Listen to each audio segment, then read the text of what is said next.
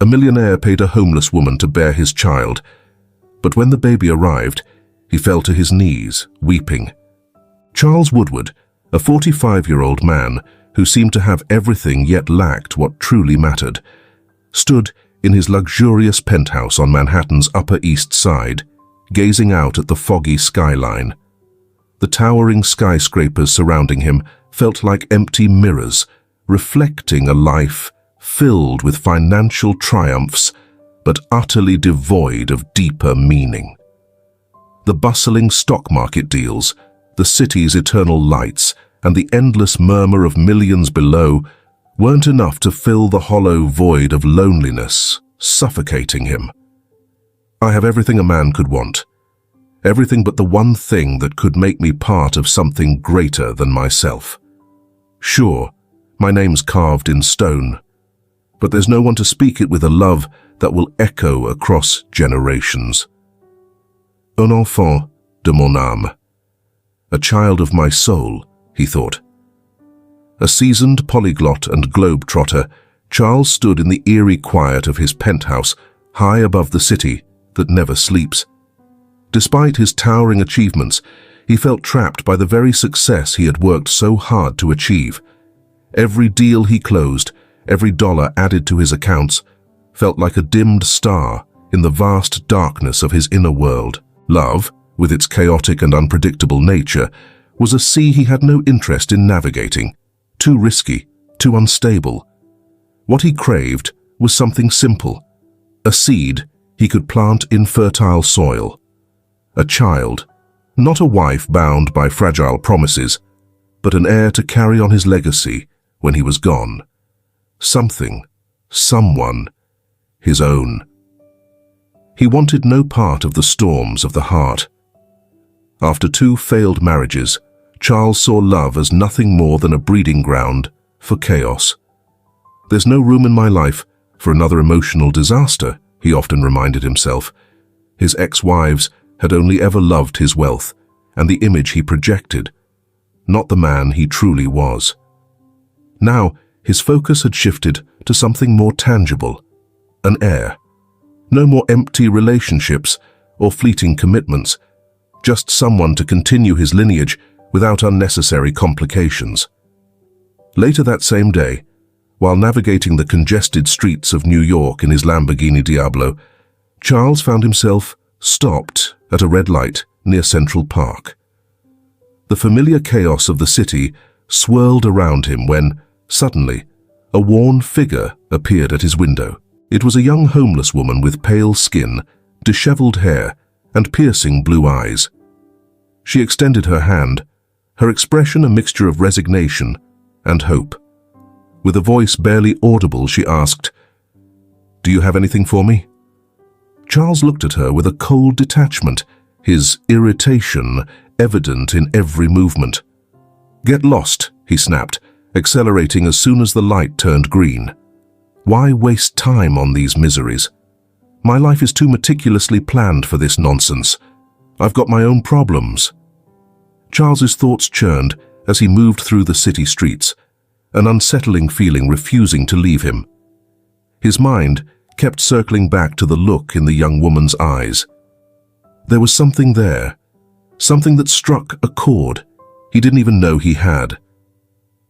Abruptly, he stopped a few blocks away, took a deep breath, muttered under his breath, and turned the car around, heading back to the intersection where he'd seen her.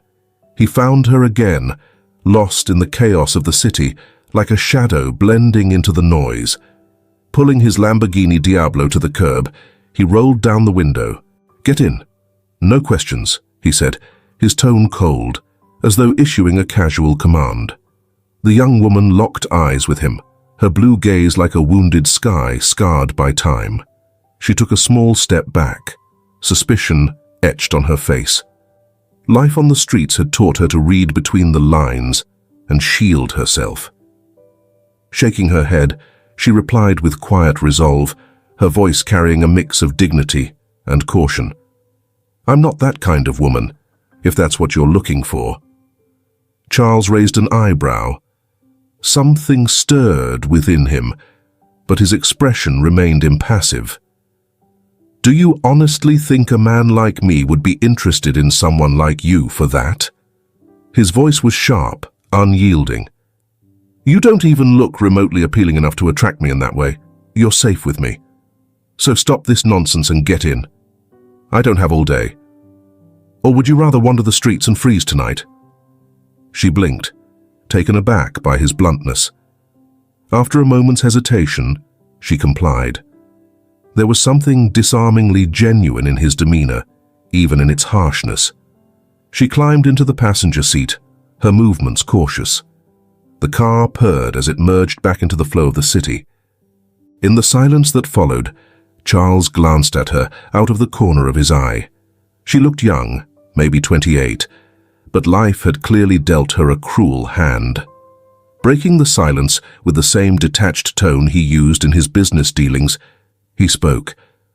I'm going to make you an offer that will change your life.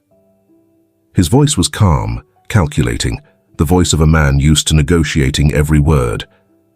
I want a child, not a wife, not a relationship, just a child. I'll pay you a fortune and take care of you throughout the pregnancy. All I need is your womb. After that, you're free to go. Her eyes widened, struggling to process what she'd just heard.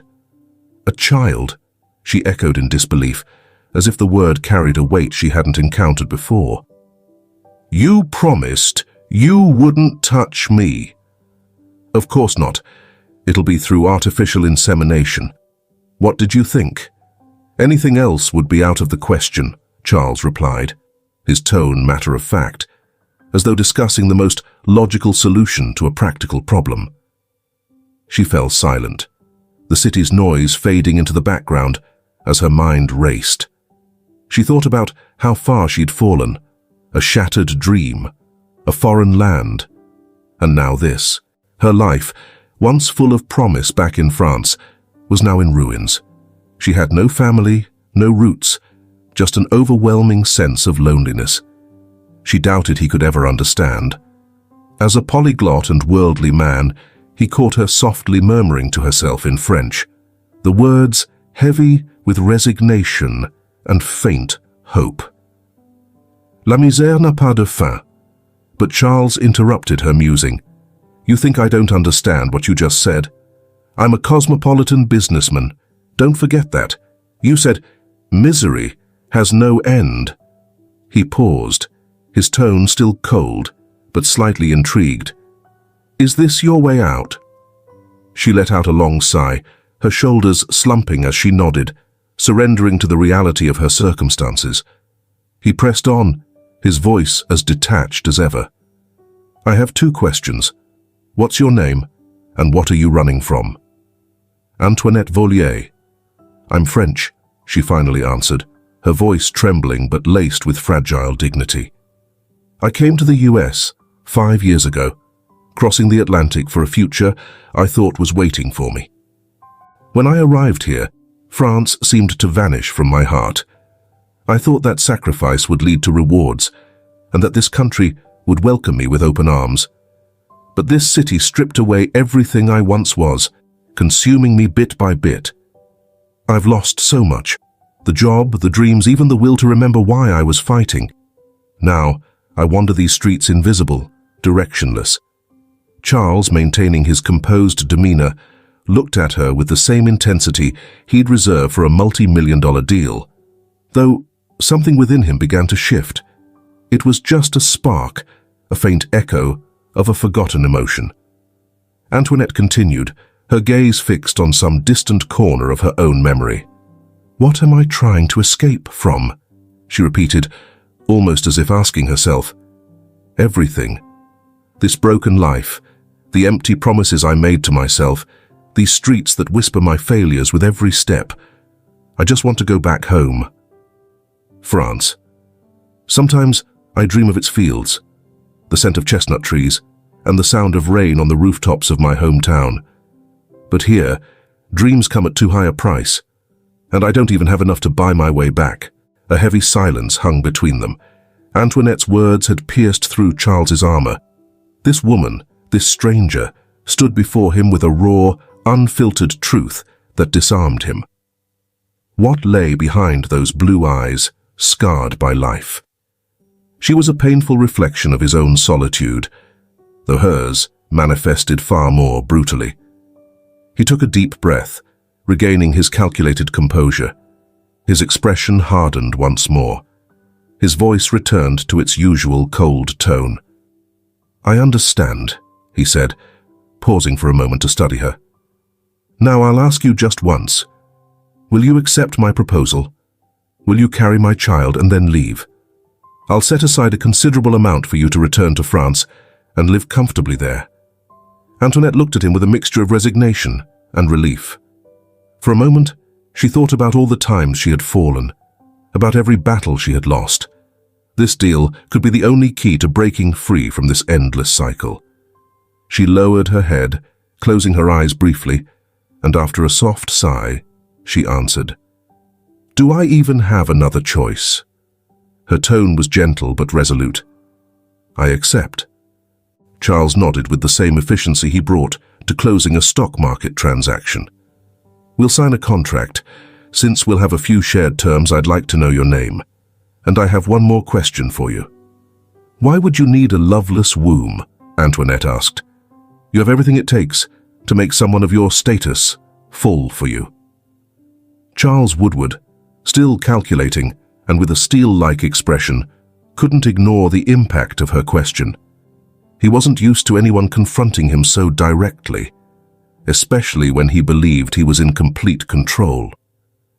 The engine of his Lamborghini hummed beneath his hands, and the noise of the city seemed to fade into the background.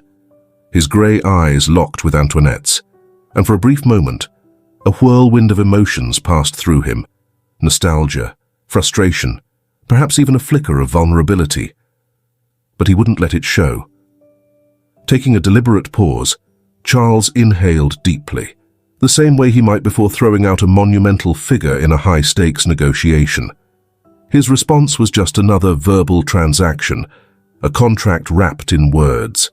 "My name is Charles Woodward, and you're right about one thing," he said, his tone cool and calculated as usual. "I have it all. Power, wealth, influence. People respect me or fear me. But love?" He stopped, letting the word hang in the air for a second, before continuing. "Love is nothing more than a failed social contract, full of promises no one keeps. I've been there. I've had 2 marriages, both of which crumbled into ashes. They never loved me. Only what I stood for. The shine of fortune, the facade of status." Charles tilted his head slightly, as though tasting the bitterness of old memories. "Fall in love with someone of my status?" he repeated with a sharp, almost mocking tone. "I've done it twice. Both times, I learned that love is just a transaction disguised as emotion. I'm not interested in doing it again. I don't need a wife who stays for what I can offer her. I won't carry the weight of empty promises or endure another failed relationship. My only focus is my successor." His gaze hardened, the control returning, restoring him to the man who commanded markets, mastered transactions, and now held dominion over this moment. He leaned forward slightly, his tone still cold but direct. "Your words are as calculating as you," the young woman said with a sincerity that caught him off guard. "But I see something beneath all of that, Charles. I see someone who isn't just afraid of love, but craves it more than he's willing to admit. Loneliness can disguise itself as strength, but eventually, it always shows its true face." Charles didn't react. He simply looked ahead and started the car, letting the roar of the engine fill the silence between them. He drove without a word, taking her to his mansion in the Upper East Side, a marble and steel fortress, grand but lifeless, much like the man who built it. When they arrived, Charles parked the car in the underground garage and said nothing. Antoinette stared at the massive building, a mix of awe and unease washing over her. She hadn't seen this level of luxury in years. It felt like crossing an invisible threshold, stepping into a world completely foreign to her. Charles stepped out, and as Antoinette followed, he paused and glanced at her for a moment. His eyes swept over her worn clothes and fragile demeanor, the stark contrast between his spotless Lamborghini and the weathered woman he had unexpectedly brought into his life. With a small gesture, as if solving a logistical issue, he said, "Come inside with me." Finally breaking the silence, he led her up to the mansion's interior. The gleaming white marble walls, the sweeping staircase, and paintings by artists she'd only seen in books made it clear. This wasn't a home, it was a museum. The coldness of the place only emphasized its detachment, making it feel unreal. Charles guided her into a spacious living area, decorated with minimalist elegance that exuded wealth. He gave a short command to a middle-aged woman who appeared the moment they entered. "Stephanie, make her presentable, clothing, a bath, food, whatever she needs, and keep this between us. The rest of the staff doesn't need to know." His words were clinical, his tone indifferent, as though he were closing another deal. The assistant nodded, and with a warm smile that stood in stark contrast to Charles's demeanor, gestured for Antoinette to follow her down a hallway toward one of the guest rooms. "Come on, let's get you settled," Stephanie said kindly. Antoinette followed silently, still taking in her surroundings. She knew this was only the beginning of an arrangement that would forever alter her life. A couple of hours later, Charles sat in his office, a grand room lined with shelves of leather-bound books and large windows offering a sweeping view of Manhattan's skyline. Seated behind a dark wooden desk, he focused on the documents in front of him while his trusted lawyer, Tom Francis, meticulously reviewed the details of the contract. A knock interrupted the quiet. "Come in," Charles said, without lifting his eyes from the papers. His housekeeper, Elizabeth, entered with her usual composed demeanor, hands neatly clasped in front of her. "Mr. Woodward, you called for me?" she asked. Charles glanced up briefly. "Yes, Elizabeth. Bring the young lady down immediately." "Of course, sir," Elizabeth replied, and exited the room with the same calm efficiency she had entered. Minutes passed, and the room grew thick with an almost tangible tension, like the calm before a storm. Both men, absorbed in their respective tasks, waited in silence until another soft knock broke the stillness. "Come in," Charles repeated, his tone flat. The door creaked open, and what happened next left both men speechless. Standing in the doorway was Antoinette, completely transformed. Gone was the disheveled and broken figure they had seen before. Now she was radiant, exuding an almost otherworldly beauty. Her hair, now clean and shining, cascaded in soft waves, catching the light like strands of gold. Her once dull blue eyes sparkled with the clarity of a sky after a storm. She seemed taller and more assured, her posture elegant, yet understated. She wore a simple but sophisticated outfit that accentuated her slender frame, and her movements carried a quiet grace that suggested an inner blossoming. Tom Francis froze momentarily, his gaze fixed on her, as if spellbound. Finally, he managed to speak. "Miss," he murmured, breaking the silence with an unplanned compliment, "you are absolutely stunning." Antoinette, who had been looking down, lifted her eyes at his words. A soft blush colored her cheeks as she absorbed the unexpected praise. Though caught off guard, she quickly regained her composure, her expression steady once more. Charles, however, felt an unfamiliar chill run down his spine, a strange, unwelcome pang in his stomach. It was an emotion he didn't fully understand, or perhaps didn't want to acknowledge. Jealousy, dark and insistent, crept into his chest. He turned his attention to Tom, masking his discomfort. "All right," he said, his voice sharper than necessary, cutting through the moment. "Let's proceed with reviewing the contract terms." His words carried a chill as he spread the document across the desk. Antoinette stepped forward, her heels clicking softly against the polished floor. The tension in the room was almost palpable as the three of them moved forward with a formality that hinted at unspoken feelings. In the end, the contract was signed, binding them to terms that would inevitably alter the course of their lives. That morning, Charles woke early as usual, but with an unusual weight on his mind.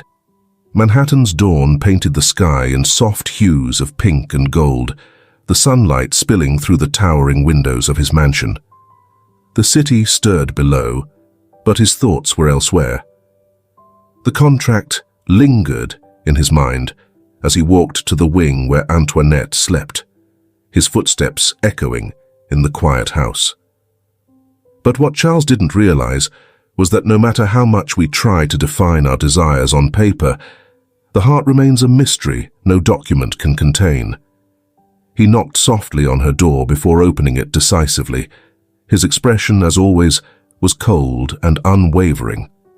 "We're leaving immediately," he announced, his tone leaving no room for debate. Antoinette, still groggy, looked at him with a mix of confusion and fatigue, her mind struggling to grasp what was happening.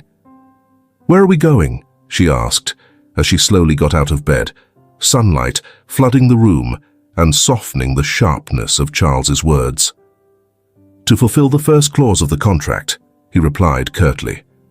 Minutes later, they were in Charles's Lamborghini Diablo, the engine roaring as fiercely as the city coming to life around them. Charles drove in silence, his face as unreadable as ever. Inside the car, though, the air was thick with unspoken thoughts. Antoinette stared out the window, watching the buildings blur by like fleeting shadows of her fractured life. Words lingered in her mind, deep thoughts she hadn't yet given voice to. Sometimes the quiet between two people can be louder than anything spoken. The car eventually pulled up in front of the city's most prestigious fertility clinic, a place that, like everything in Charles's world, exuded wealth and perfection. The sleek silver sign outside was a subtle marker of exclusivity, instantly recognizable to New York's upper class. Antoinette stepped out of the car, her gaze lifting toward the imposing building.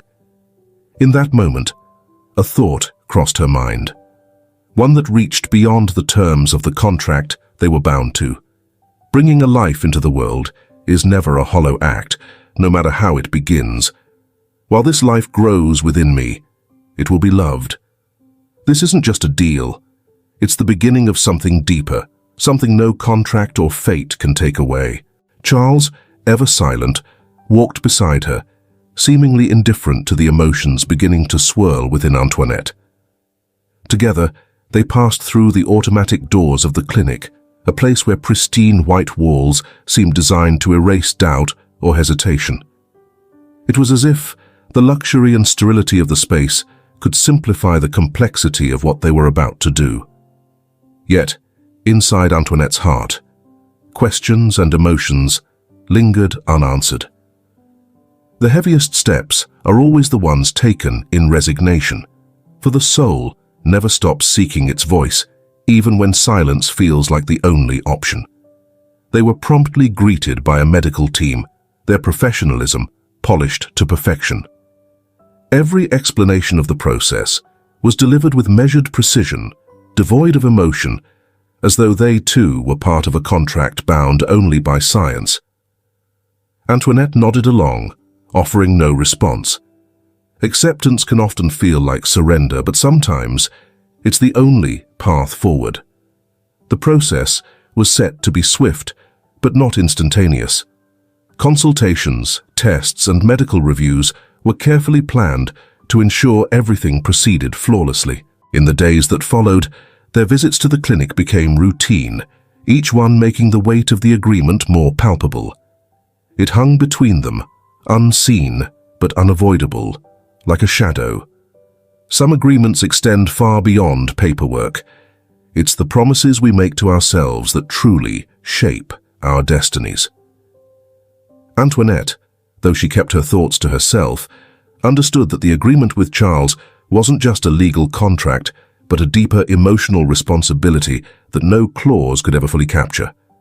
Life often demands things from us that can't be written down.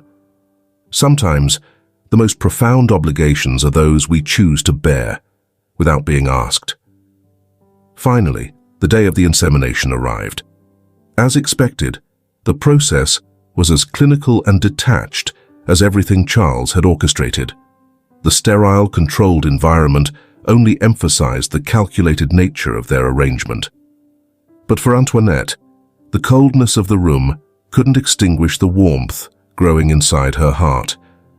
While the medical team worked with precision, her thoughts and emotions were elsewhere, tethered to the life she was about to carry.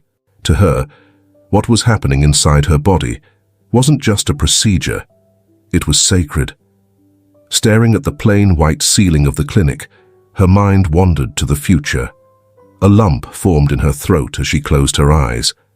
Something deep within her stirred, whispering truths she couldn't ignore.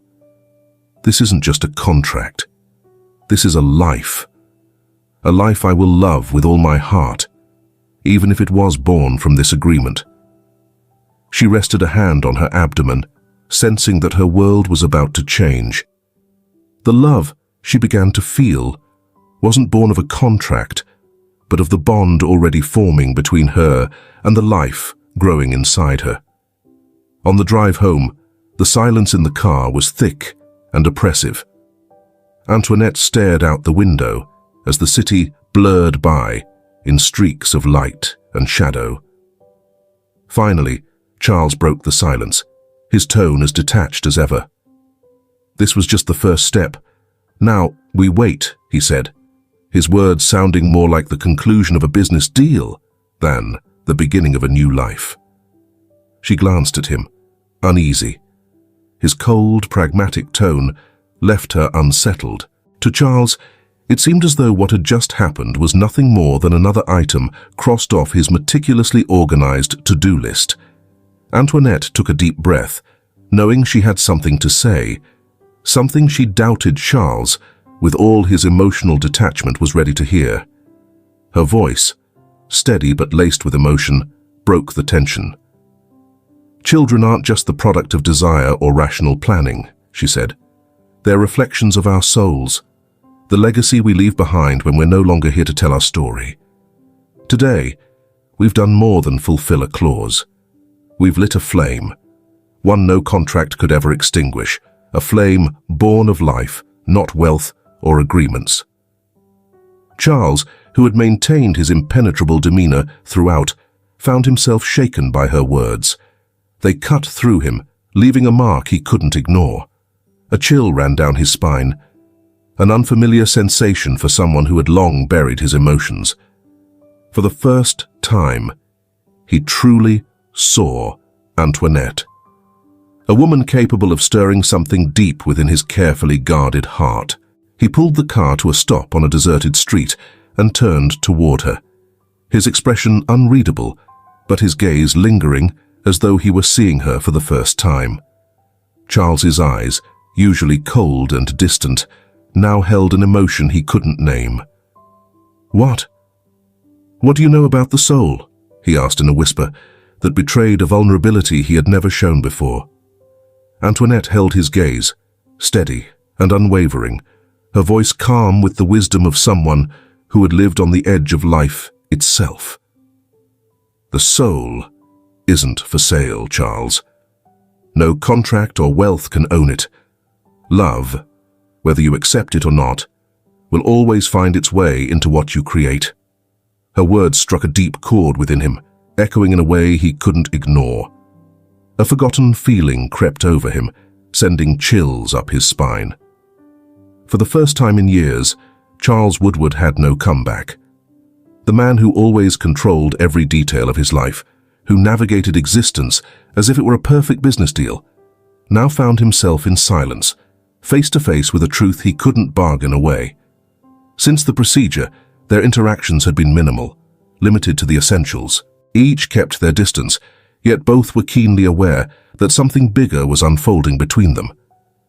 Like a river flowing toward an unseen destination, life had begun to take shape, though neither of them could predict where it would lead. Destiny, after all, is a current that moves through us, its direction forever a mystery. Now, the fertility clinic in Manhattan awaited them. This time, the air in the car felt heavier, as if they both sensed that the words they were about to hear would alter the course of their lives.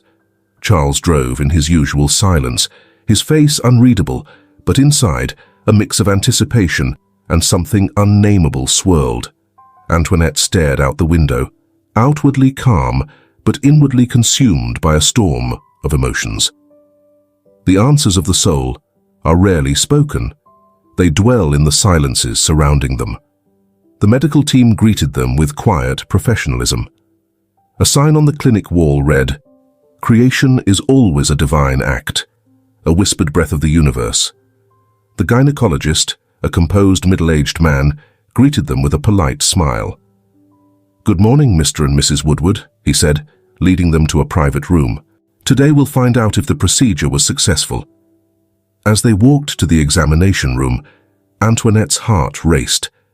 She knew this moment would change her life forever. It wasn't just a medical appointment, it was a bridge between the mundane and the profound. Without understanding why, Charles took her hand and squeezed it gently, an uncharacteristic softness in his touch. The heart, when it hears the existence of new life, can't help but beat faster. It recognizes its own echo in every beginning, Antoinette said, her words full of the wisdom that so often left Charles speechless. "Please, have a seat here, Mrs. Vaughan," the doctor said, motioning toward the examination table. Charles stood by the door, his usual detached expression in place, yet his eyes that had only ever seen numbers, now looked upon the essence of life itself. Antoinette lay back on the table, her body tense with anticipation. The gynecologist prepared the ultrasound, and the room was filled with a silence that seemed to hold the weight of the moment. Charles's eyes remained fixed on the screen, where the result of what had once been a mere written agreement was about to appear. But this was no longer just a contract, it had become something far greater. Paper may seal deals, but it is the heart that makes them real, he thought, feeling more human than he had in years. The cold gel touched Antoinette's stomach, and the room fell even quieter. The sound of a heartbeat filled the air, and everyone froze. The gynecologist studied the monitor carefully, a soft smile breaking across his face before he turned to them. "Life doesn't announce itself with fanfare," he said, "but with the simple, eternal rhythm of a beating heart." Then, with a pause that felt like eternity, he continued, "Here it is," pointing at the image on the screen.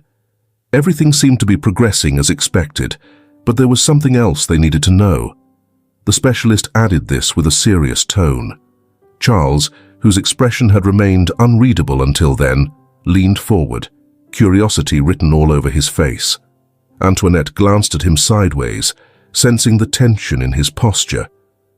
"What is it, doctor?" Charles asked, his voice steady but noticeably less cold than usual. The gynecologist gave a small, kind smile, pointing to several tiny shapes on the screen. "There's not just one heartbeat. There are 3, the doctor said. "Congratulations, you're expecting triplets." Time seemed to freeze. 3 heartbeats, 3 lives. Antoinette felt a chill run down her spine as tears of joy welled up in her eyes, a happiness she couldn't fully comprehend. 3 tiny hearts were beating in perfect harmony inside her. Charles felt an overwhelming wave of joy and, in an uncharacteristic gesture, leaned over to place a soft kiss on Antoinette's forehead. She, in turn, instinctively rested her hands on her belly, her thoughts filled with the new lives growing within her. Love isn't measured by contracts or agreements. It multiplies, overflows, and takes shapes even destiny cannot predict. Charles, now standing by the door again, looked at her differently this time, with an openness that suggested something inside him was beginning to thaw. He realized the woman before him wasn't just the person carrying his heir. She was someone who, in some inexplicable way, was sharing the greatest miracle of existence with him. Charles, a man unaccustomed to caring for others, felt something shift within him that afternoon, 3 months after the insemination. Later he found himself standing in the doorway of the living room, watching Antoinette as she sat on the terrace. The soft glow of the setting sun bathed her in a golden light. She gazed out at the horizon, her expression peaceful, as though her heart had found a rare moment of calm in a noisy world. Antoinette, now showing early signs of her pregnancy, brought a hand to her temple and closed her eyes briefly. Charles frowned, concern flickering across his face. He wasn't used to seeing her like this, vulnerable. She had always appeared strong, almost unshakable, even amidst the cold, calculated arrangement they'd made. Something instinctive stirred in him, compelling him to act. He walked toward the terrace with purposeful steps. "Are you okay?" he asked, his voice softer than usual, but still carrying his characteristic reserve.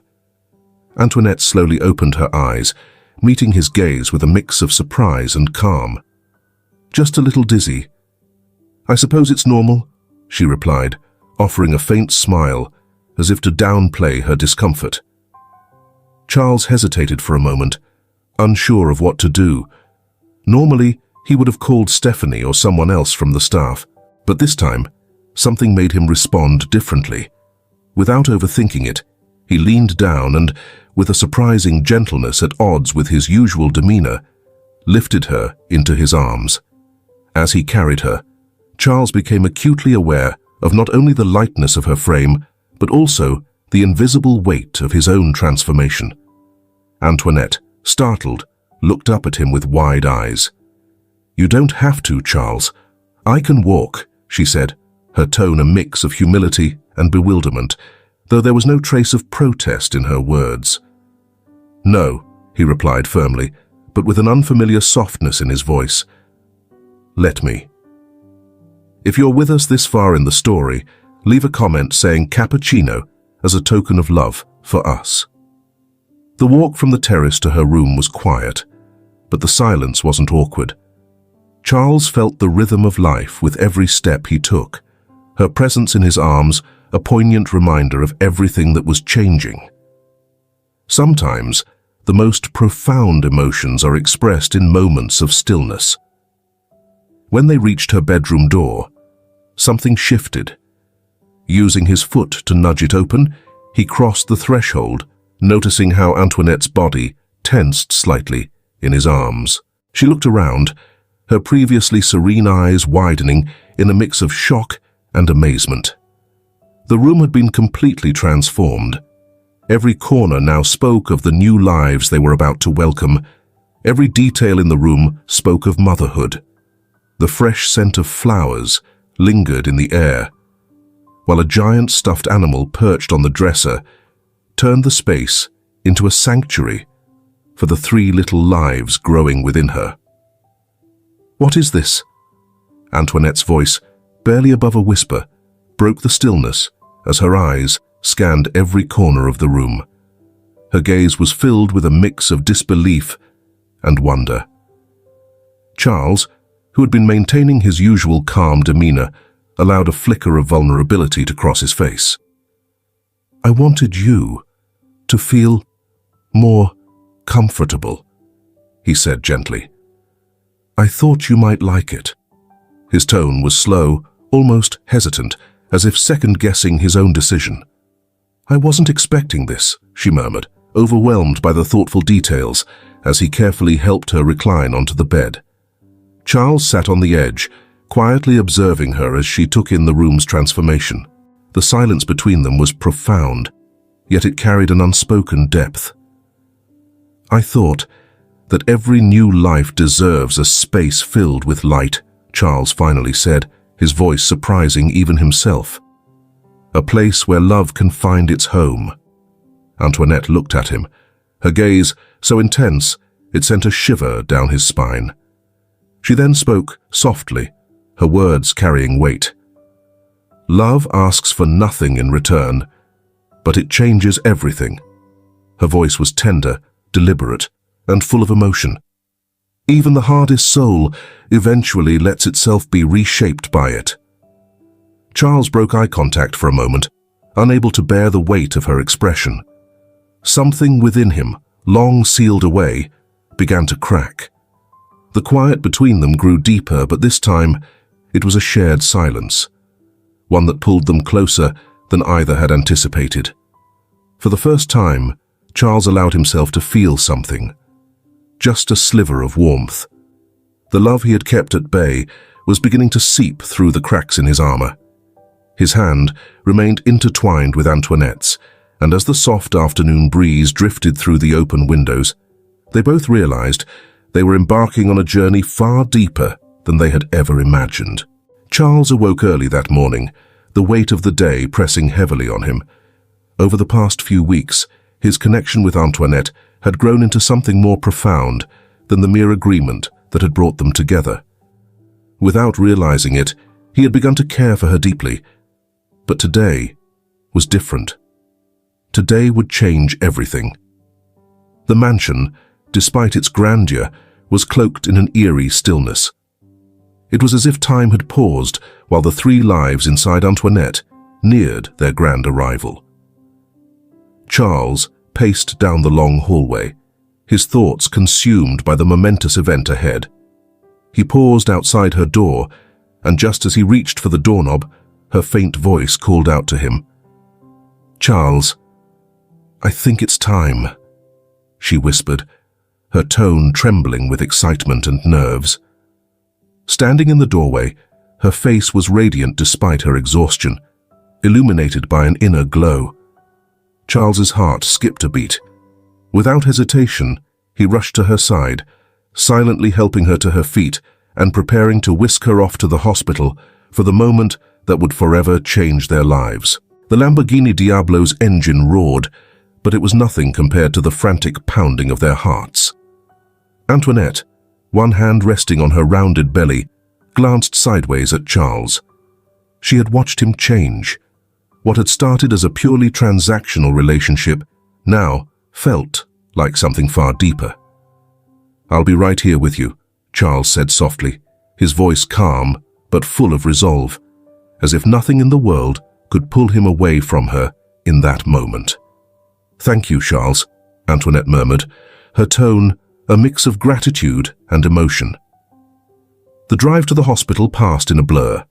When they arrived, the medical team was already prepared and waiting. Antoinette was immediately taken to the delivery room, and Charles stayed by her side, holding her hand tightly. Time seemed to stretch as the contractions grew stronger. Each of Antoinette's breaths, each squeeze of her hand, reverberated through Charles's very core. "Breathe, Antoinette. You're doing amazing," he encouraged, watching her endure the pain and the effort of bringing not one, but 3 lives into the world. Minutes turned into hours. Finally, the first cry echoed through the room. A boy, their son. Charles felt his throat tighten, something inside him breaking and rebuilding all at once. The second cry followed shortly after. Another boy, then the third. A girl. 3 tiny hearts, 3 new lives, and every plan Charles had made before that moment seemed insignificant now. "They're perfect," Antoinette whispered, exhausted but glowing as she gazed at her newborns. Tears streamed down her face as her trembling hands caressed their tiny faces. It was a love she hadn't anticipated, a feeling that overwhelmed her completely. Charles, equally moved, held onto her hand, unable to take his eyes off the little bodies now being cradled by the nurses. For the first time in his life, he felt a connection to something he couldn't buy, control, or predict. It was life in its purest form. But amid the overwhelming joy, he noticed Antoinette's tears weren't only for happiness, There was sorrow in them too, a pain he was just beginning to understand. She cried, for the future she feared, for the unyielding clause in their agreement. Soon, she would have to leave these tiny beings she already loved with all her heart. She would have to let them go, handing them over to a life she couldn't be part of. "Charles," Antoinette sobbed, "I don't want to leave them. But this was our deal, and I'll honor it, even if it tears me apart." Charles felt his heart break a little more with every word she spoke. The joy he'd felt moments earlier was now tinged with the cold reality of their arrangement. The stark terms of their agreement, the rigid clauses and legalities, felt meaningless in the face of Antoinette's tears. Without speaking, Charles leaned down and kissed her forehead as she continued to cry.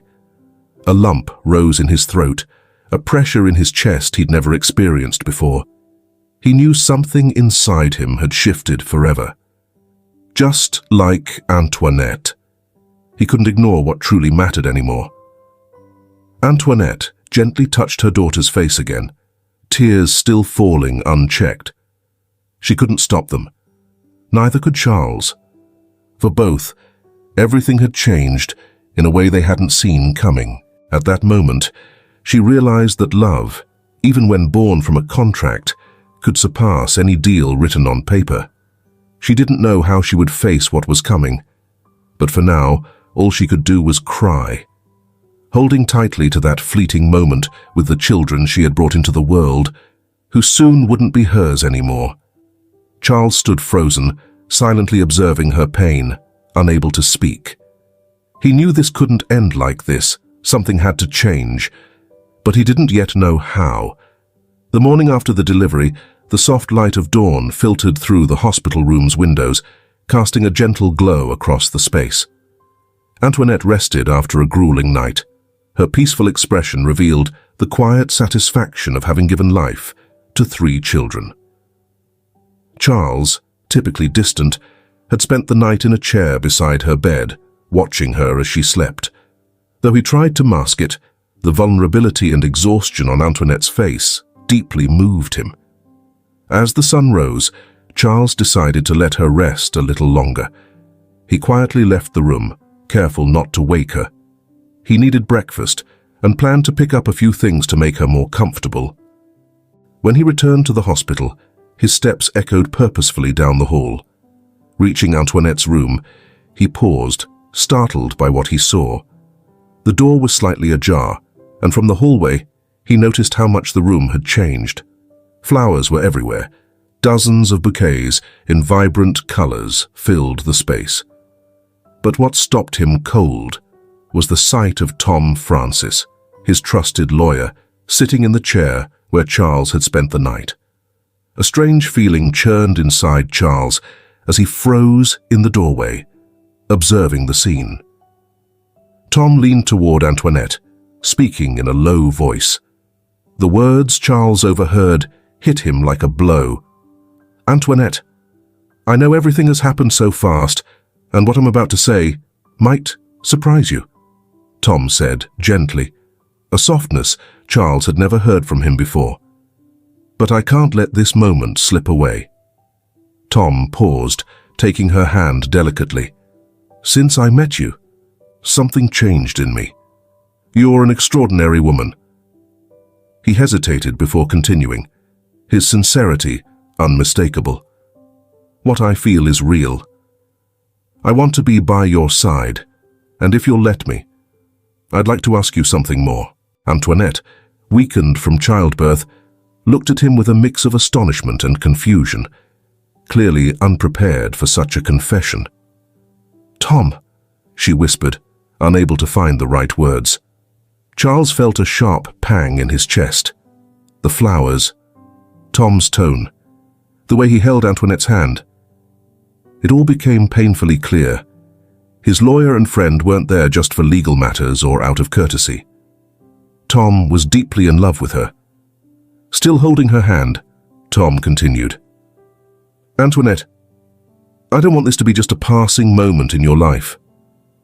I want to give you more. I want you to have the chance to be with someone who will take care of you, who will offer you a home, without pressure, without clauses, without contracts. Just us." He took a deep breath, his gaze steady. "Antoinette, will you marry me?" he asked, revealing a stunning ring. At that precise moment, Charles could no longer hold himself back. He pushed the door open, stepping into the room. The sound of the door startled them, making Tom release Antoinette's hand and turn to face him, composed as ever. "Charles?" Tom greeted him with a calm smile, as though nothing unusual was happening. "I wasn't expecting you back so soon."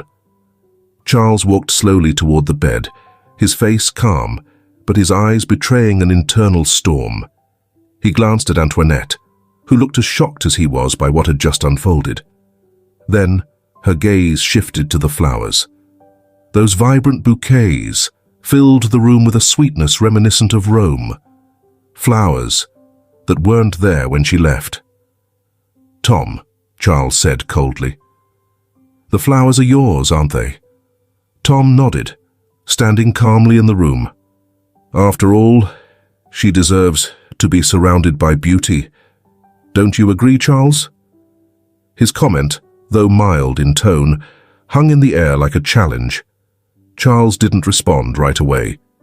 The tension in the room was palpable, and inside, he wrestled with a storm of emotions. Jealousy and confusion, feelings he wasn't accustomed to handling. "I see you've offered her something else as well," Charles said, his voice tinged with icy sarcasm. "Marriage, Tom? Here in the hospital just after she's given birth?" Tom rose from his chair with a deliberate calm. "Yes, Charles. I've offered her something real, something that isn't bound by contracts and agreements. I believe that's what she needs. Someone who cares about her for who she is, not because of some arrangement." Charles's fists clenched as he fought to maintain his composure. He had never felt so out of control, so exposed. All this time, he thought everything had been perfectly calculated. He had convinced himself he was the sole architect of Antoinette's and their children's futures. Now, he realized that wasn't true. Tom's presence was undeniable, and his intentions extended beyond mere legality. "I don't think this is the right time to push emotional decisions on someone who has just gone through what Antoinette has endured," Charles said firmly. "She needs rest, not more pressure." Tom met Charles's gaze, a mix of defiance and calm in his expression. "You're right, Charles. This isn't the time for pressure, but it's also not the time to pretend feelings don't exist. What I feel for her won't just disappear because you want everything to stay a business arrangement." Antoinette, who had remained silent, looked at them both in disbelief. She was exhausted and confused, and the last thing she needed was for two men to start a power struggle in her hospital room. "Tom, Charles," she whispered, raising a hand to her forehead. "Please, not now. I just want to rest." Both men stepped back, realizing the situation was spiraling out of control. Tom cast one last glance at Antoinette before heading to the door. "Rest, Antoinette. I'll be here if you need me," he said softly before leaving. When the door closed, Charles stood silently by the bed, unsure of what to say. The silence between them was heavy, but it carried an unspoken truth neither of them was ready to face. Charles slowly sat in the empty chair beside the bed, watching as Antoinette closed her eyes, overwhelmed by everything that had unfolded. But as he watched her sleep, one thought became increasingly clear in his mind. This wasn't just a contract anymore, and that terrified him. 3 months had passed since Antoinette had given birth to the triplets. 3 months filled with overwhelming love for her children, but also a deep, aching sadness over the impending separation outlined in the contract. According to its terms, the day had arrived. The day she was to leave the mansion, leave her children, and walk away from everything she had come to know since signing the agreement. In her room, surrounded by the few belongings that reminded her of her children, Antoinette packed what little she could take with her. A small suitcase, nearly empty, held only the bare essentials. The wealth Charles had promised her meant nothing now. She didn't want the money. As she closed the suitcase, the pain in her chest felt unbearable. Tears streamed down her face as she held each of her 3 babies in her arms, one by one, kissing their tiny faces, knowing this would be the last time she'd see them. The triplets, unaware of their mother's anguish, slept peacefully in their cribs. Antoinette stood watching them, etching every little detail into her memory. Their angelic faces, tiny fingers, and soft breaths. She had signed the contract, hoping it would secure a future, but never imagined it would cost her soul. I should have stayed a wanderer, she thought through her sobs, rather than endure this agony tearing my heart apart. She loved those children with all her being. And though she hated to admit it, she loved him too. Antoinette descended the mansion's grand staircase with heavy, deliberate steps, dragging her small suitcase behind her. Each step felt like a dagger to her heart. The sound of her shoes echoed in the vast, empty hall, making the mansion's grandeur feel cold and distant. What had once been a sanctuary now felt like nothing more than a reminder of the pain awaiting her. Reaching the massive front door, her trembling hand rested on the doorknob. She couldn't believe this was really the end. Drawing a deep breath to steel herself, she prepared to leave for the airport and head to a country that no longer felt like home. She was determined to honor the contract she had signed. But as her hand began to turn the knob, a deep voice cut through the silence like a thunderclap. "Antoinette, where are you going?" Charles's voice boomed from somewhere deep within the mansion. She froze but didn't turn around. "It's Tom Francis, isn't it?" he pressed, stepping closer. "It's because you've fallen for him, isn't it?"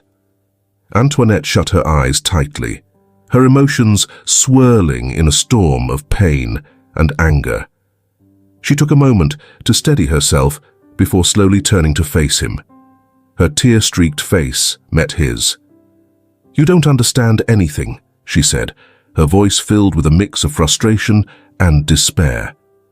"This isn't about Tom Francis. Remember the last clause of the contract?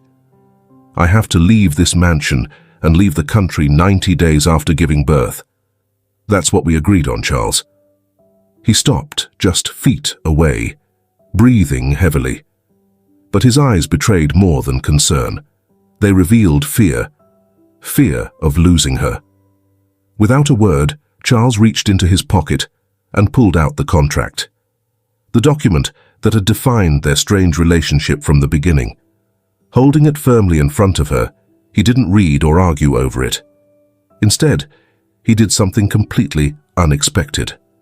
With a sudden surge of emotion, Charles began tearing the contract to shreds, piece by piece, letting the fragments fall to the floor. Antoinette stared at him, stunned. "I'm sorry, Antoinette," Charles said, his voice breaking as he dropped to his knees before her. "Do you know what you've taught me? Remember when I told you I couldn't love any woman again because I'd been hurt by 2 wives who only cared about money? You showed me something different, without even trying. It's madness to hate all roses because one thorn pricked you." His voice cracked as he repeated the line. "I don't want you to go. I don't care about the contract or the deal we made. The only thing I care about is you staying here, with our children, with me. I'm not asking you to love me or to change how you feel. Even if you love Tom or someone else, just stay. Stay for them. Stay for the triplets." The anguish etched on Antoinette's face began to ease as she took in Charles' raw vulnerability. Charles had always been a man of unwavering strength and control, someone who never bowed to anyone, not out of pride, but because he had built a life where everything was neatly in order. Yet here he was, on his knees, pleading. Antoinette watched him for a moment that felt like an eternity. Then, with a mix of tenderness and resolve, she raised her hand and gently placed it on his head. "Amara Tom Sawyer," she said with a faint, bittersweet laugh, her tears now mingling with a different emotion. "Charles, how can you be so foolish?" Her voice broke slightly as her fingers brushed through his hair. "It's you I've loved since the very first day I saw you." Charles looked up, disbelief flashing in his eyes at her words. Antoinette smiled through her tears and continued. "It was always you. From the moment you saved me on that street, from the instant our paths crossed in such a strange way, even though I never wanted to admit it, even when you hid me behind the terms of a contract, my heart was always yours." Still kneeling, Charles felt his entire world shift around those words. What had started as a cold, calculated agreement had grown into something far deeper than he could have imagined. "Antoinette," he whispered, taking her hand in his, "I love you too. I've loved you all this time, even when I tried to deny it. Please stay. Not for the children, not because of the contract, but for us. I want us to be a family, to share our lives together." He paused, his voice filled with emotion. "It would be the greatest honor of my life if you'd be my wife and my one true love." Antoinette looked at him, her tear-filled eyes shining, and without another moment's hesitation, she dropped the suitcase in her hand and wrapped her arms tightly around him. Charles held her close, their embrace filled with the longing and warmth they had both yearned for. "I love you, Charles," she whispered through her sobs. Charles pulled her closer, and as he held her in his arms, he leaned in and sealed their unspoken words with a kiss, deep and passionate, carrying the weight of everything left unsaid for months. Months later, the once cold mansion was alive with joy and laughter. Charles and Antoinette's wedding was an intimate celebration filled with love and happiness. In their arms were their triplets, each a living testament to the fact that what began as an impersonal contract had blossomed into something extraordinary, a family. Charles had finally found what he had unknowingly been searching for, something greater than himself. As he gazed at his wife and children, he realized he hadn't just signed a contract, he'd made a lifelong pact with love. If this film touches your heart, leave your mark with a like. And don't forget to subscribe to our channel to explore more meaningful stories with us. Share your feelings with us and tell us your own stories. Every word you share is a building block that helps create our strong and enduring community. Together, we'll create a warm space where everyone can share and connect. Finally, don't miss the incredible stories coming your way soon. We're always here to bring you the best selections, full of deep values yet entertaining. See you there.